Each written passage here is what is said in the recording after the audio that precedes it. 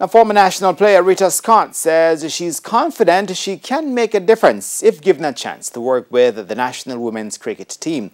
Scott, who has applied for the position to replace the late Cleon Smith, says she backs her ability to get the job done.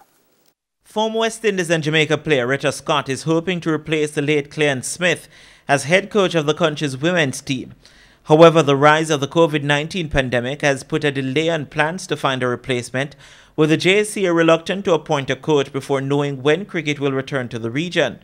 Scott, who is the only known applicant so far, says having been around the team in the past, she felt compelled to apply for the top job. I was away from cricket for a while, yes, but then Mr.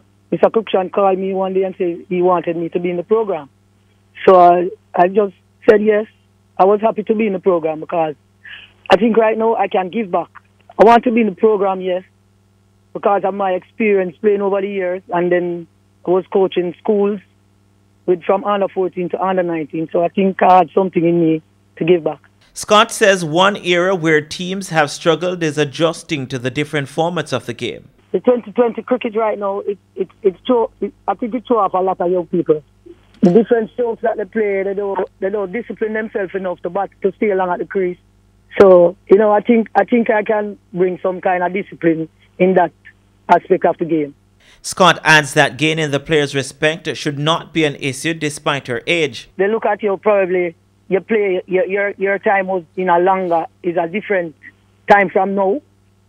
So, they listen to you, but they are telling you a different side of their story. It's like sometimes the way they're out, they are telling you that it's like you're not watching the game that they are playing.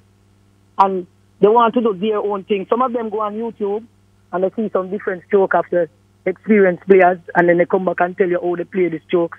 You cannot play these kind of strokes that those people are playing if you don't know the basics. The last time Jamaica won a regional title was in 2017 when they claimed the T20 championship.